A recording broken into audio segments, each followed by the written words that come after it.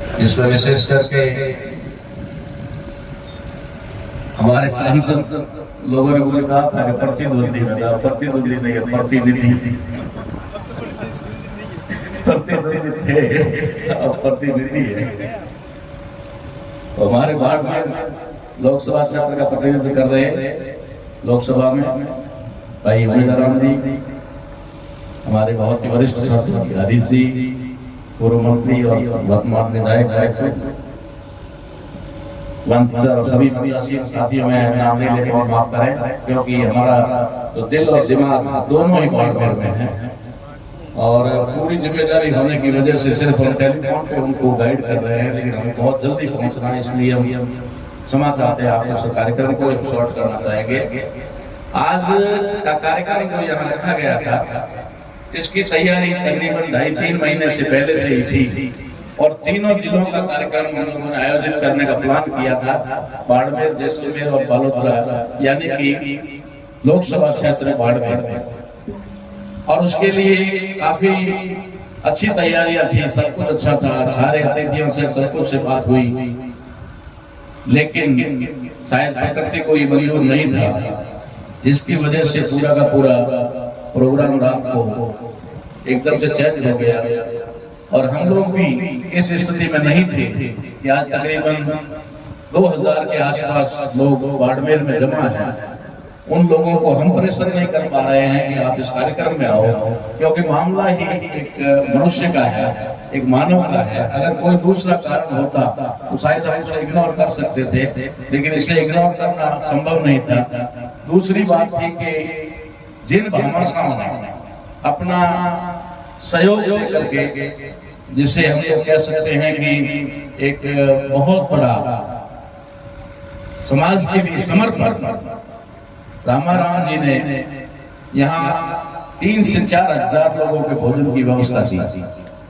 लेकिन सुबह हमने उनको कहा कि ठीक है, राशन ज्यादा खराब मत करना, थोड़ा हिसाब से बनाना। उसी तरीके से एडवोकेट नरपत जी पोनर और भाई देवीलाल जी कुमार चामुंडा टेंट हाउस ने हमारे लिए सामियाने की व्यवस्था की। रात को 12 बजे 1 बजे टेंट लगा रहे थे। टेंट बहुत भव्य और बड़ा लगाने का था। मैंने उसी समय फोन करके कहा, मेरा दादा मत करना, जितना भी सीमित है उस हिसाब से करना।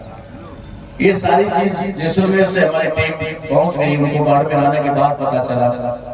तो यहाँ जो प्रतिनिधि के रूप में जिन लोगों को इस कार्यक्रम को एक तरह से इतनी सारी तैयारियां होने के बाद हमको एक औपचारिक रूप से इसे पूरा करना था, इसलिए आज एक विकट परिस्थिति होते हुए भी हम लोगों को ये कार्यक्रम की औपचारिकता पूरी करनी पड़ रही है। इसके लिए कोई भी भाई इसको जबरदस्ती ना ले कि भाई ये लोग तो यहाँ पर, हम लोगों ने हमारे प्रोग्राम की तब्दीली की, रथ की व्यवस्था थी, बहुत शानदार रैली हम बाबा सिद्ध केमाराम जी के मंदिर पर नारियल चढ़ा करके वहां से रैली का भव्य आयोजन करने वाले थे, जिसके लिए बाड़मेर से रथ में पहुंच गया था। 4,000 रुपए की मालाएं और फूल जो हमने बाड़मेर में ही उस भाई मंत्र को समर्पित की, मैं उसी को वहीं रखूं। हमारे अतिथियों के हमारे भाई रूपाराम जी बाबूजी ने यहाँ पर करीबन 6,000 रुपए के साफा और सोना की व्यवस्था की थी, वो भामाशाह में है उनकी तरफ से, लेकिन उसको भी हमने पोस्टपोन किया कि कोई अगला प्रोग्राम करके हम अतिथियों का सम्मान करेंगे। ये अब इस समय ऐसी घड़ी है जिसके अंदर हम लोग ये सब नहीं कर सकते।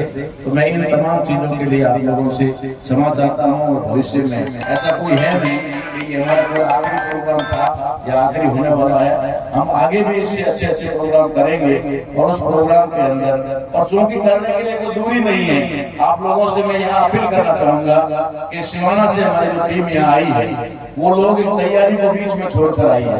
एक भव्य तैयारी सिवाना के अंदर 7 तारीख को हो रही है, परसों भी। कल जोधपुर में प्रोग्राम है, उसके बाद 7 तारीख को सिवाना में प्रोग्राम है।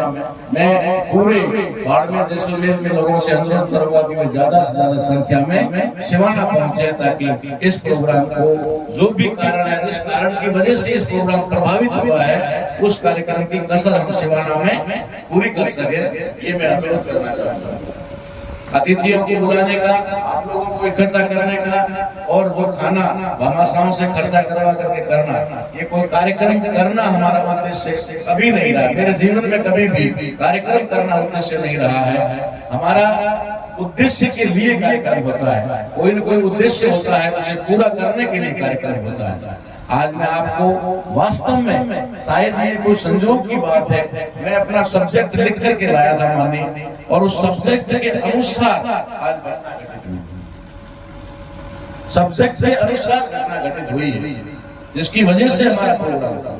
ये प्रोग्राम मैंने उस सब्जेक्ट के लिए लिया था कि राष्ट्र निर्माण के लिए समाज निर्माण अनिवार्य है, और समाज निर्माण के लिए ईमानदार और निष्ठावान नागरिकों का निर्माण अनिवार्य है।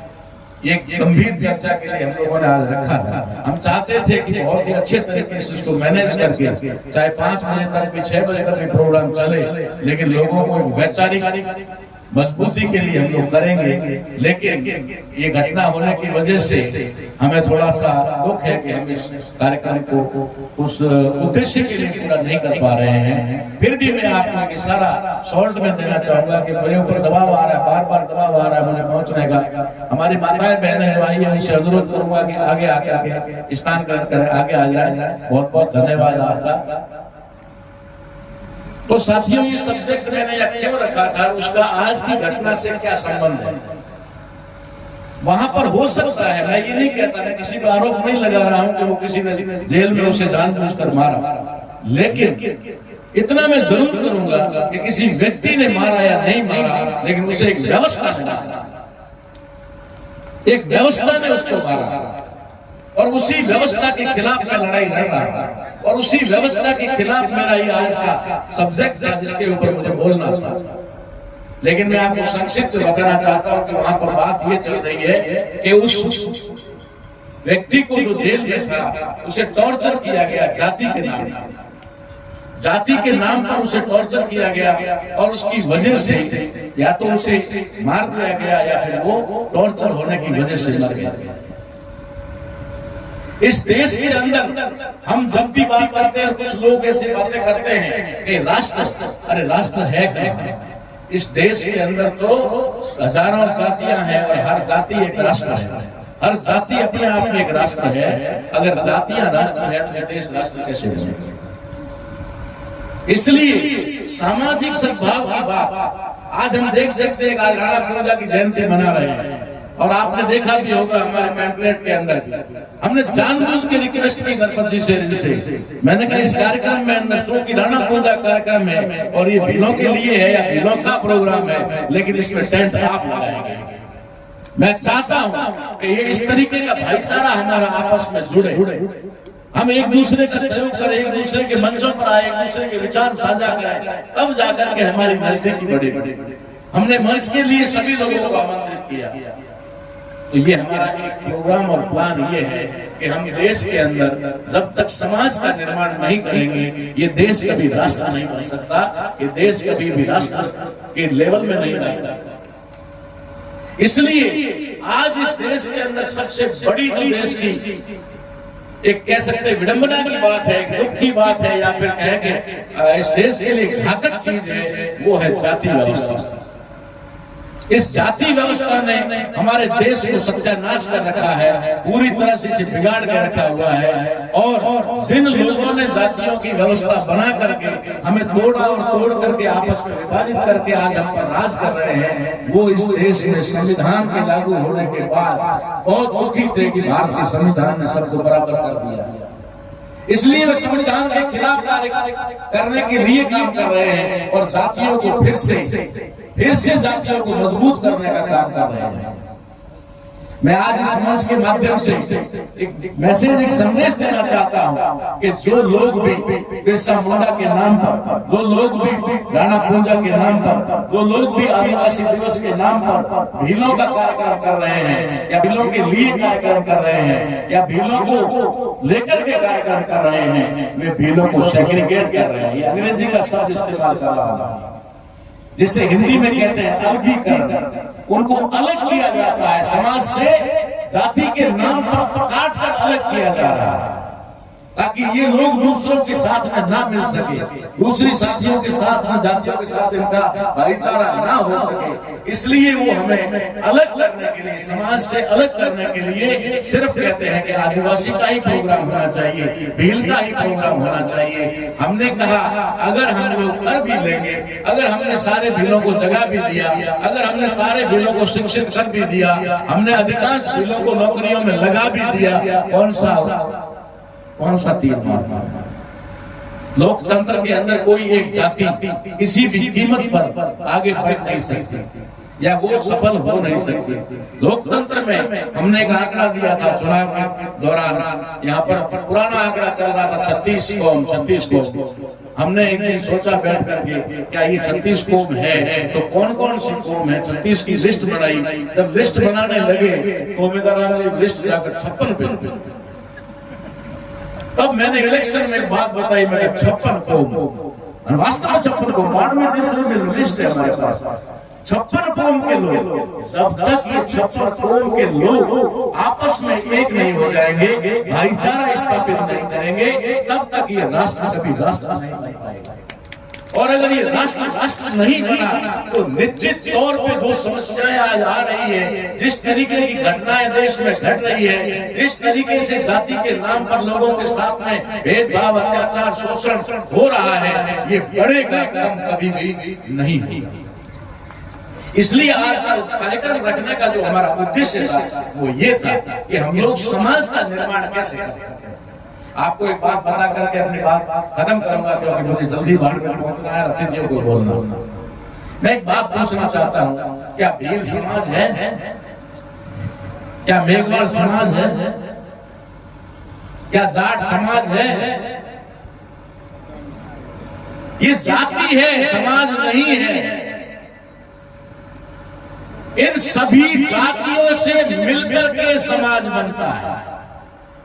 जब सब जातियां एक जगह आती है तब समाज बनता है।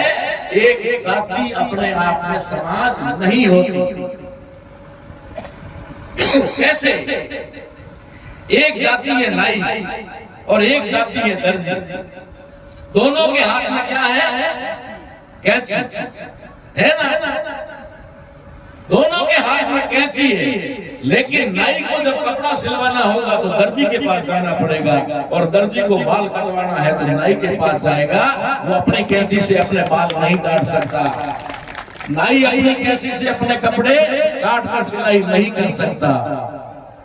हथौड़ा सुनार के हाथ में भी होता है और हथौड़ा लोहार के हाथ में भी होता है। लोहार की बीवी को अगर गहना बनवाना है तो सुनार का हथौड़ा काम आता है, सुनार के पास जाना पड़ता है। और सुनार को अगर अपने पावड़ा कुलाड़ी या कुछ भी धार करवानी है, कुछ भी करवाना है तो लोहार के पास जाना पड़ता है। हम एक दूसरे पर डिपेंड हैं। लकड़ी का काम करवाना है तो सुधार से काम लेना होगा। हमें अगर मिट्टी के बर्तनों का करना है तो कुम्हार से लेना, ऐसी व्यवस्था समाज में थी। तो वो समाज एक दूसरे का पूरक था। किसान अन्न पैदा करके सबको अन्न देते थे, पशुपालक दूध और चीजों की आपूर्ति करते थे।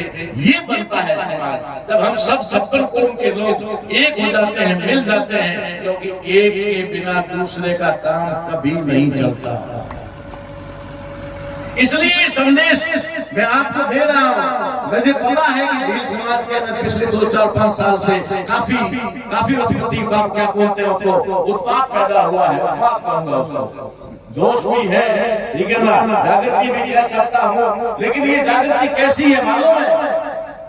एक लंबी नींद में सोए हुए व्यक्ति को अगर आप हिला करके जगाओ, हिलाना पड़ता है, आवाज से नहीं जाता, हिला करके जगाओ और जगा करके छोड़ दो, और कुछ नहीं करना, जगा करके छोड़ दो, तो क्या करेगा? या तो सामने किसी चीज से टकराएगा, या जाकर भीत के बसीर खाएगा, या फिर कोई खड्डा होगा उसमें गिर जाएगा, क्योंकि आधी नींद में है। पूरी तरह से उसकी नींद खत्म नहीं हुई, आप समझ गए कि वो जाग गया। तो हमारा समाज भी आज आधी नींद में जागा। भील जाति के लोग जो हैं वो आज की तारीख में आधी नींद में जागे हुए हैं। इसलिए उनको पता नहीं चल रहा है जाना किधर है। इसलिए जो भी कह रहा है उसके साथ अभी वकील साहब कह रहे थे ना जय भीम, तो हमारे लोगों ने जो नारा बना रखा है जय भीम बोलो और किधर भी चलो, बाबू भले करे, जय भीम बोलो किधर भी चलो। तो हमारे लोगों ने भी जय जवान को सीख लिया, लेकिन जाना किधर है ये पता नहीं। इसलिए बुद्धिजीवी वर्ग की, इसलिए पढ़े लिखे लोगों की, इसलिए जागरूक लोगों की जिम्मेदारी बन जाती है कि उन जगाए हुए लोगों की आधी नींद पूरी करके उनको काम दो कि अब तुम्हें ये करना है, वहां जाना है, सब तब जाकर के सफलता मिलेगी। इसलिए अपनी जाति को समाज तक सीमित, समाज को जाति तक सीमित ना करें, सभी जातियों का आपस में भाईचारा होगा, तब जाकर के समाज निर्माण होगा। और निश्चित तौर पे कहता हूँ कि इन भाई जातियों का भाईचारा एक राष्ट्र का निर्माण करेगा, और ऐसे राष्ट्र का निर्माण करेगा जो कि पूरे विश्व में विश्व गुरु कहलाएगा, दोबारा कहलाएगा। पहले तो था ही, पहले तो था। भारत विश्व गुरु कब था? जब भारत में जातियां नहीं थी। सम्राट अशोक मौर्य साम्राज्य जी के जमाने में भारत विश्व गुरु था। उस समय कहते थे लोग कि दूध और दूध बेचा नहीं जाता।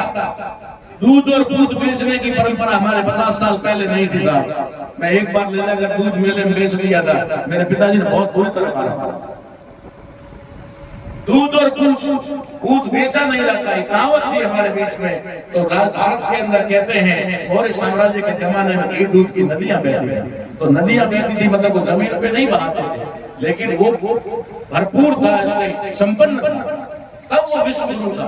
भारत सोने की चिड़िया कहलाता था। भारत आज भी सोने की चिड़िया है, भारत आज भी विश्व गुरु है। अगर ये जातिवाद का कीड़ा, ये जातिवाद का जहर खत्म हो जाए और हम सब आपस में भाई हो जाए, एक हो जाए, तो निश्चित तौर पे समाज का निर्माण होगा। और समाज जो निर्माण होगा तो वो राष्ट्र का निर्माण करेगा। इसी उद्देश्य को लेकर आज का कार्यक्रम यहाँ रखा गया था। हम लोगों ने सुबह ही एक पोस्ट डाल करके निवेदन कर लिया था समाज के लोगों से कि जहाँ तक जो लोग आज तक पहुंच रहे हैं उन लोगों को साथ लेकर के हम लोग कार्यक्रम की औपचारिकता पूरी करते हुए बाड़मेर पहुंचेंगे। इसलिए बहुत सारे लोग जो है वहाँ ऑलरेडी जमा हो चुके हैं और अभी भी वो इंतजार कर रहे हैं। हम लोगों को बहुत जल्दी वहाँ पर पहुंचना है, इसलिए आप लोगों से अनुरोध है। और विशेष करके मैं उन तमाम भामाशाओं का, चाहे गिड़ा ब्लॉक हो, बायतुर ब्लॉक हो, चाहे पायला ब्लॉक हो, सिंधी ब्लॉक हो, बालोतरा ब्लॉक हो, जिन जिन लोगों ने ब्लॉक के नाम पे सहयोग किया, मुझे पता है कि वहाँ पर भी ब्लॉक का मतलब कुछ लोग ही हैं, कुछ लोग हैं जिन्होंने आगे बढ़ करके सहयोग किया। मैं उनका बहुत बहुत आभार व्यक्त करता हूँ। और विशेष रूप से रामाराम जी का और हमारे यहाँ की पूरन साहब और पवार साहब की टीम है, टेंट हाउस का भी आभार व्यक्त करता हूँ। और देखो कई लोगों के पास बहाने भी होते हैं, लेकिन क्या है क्या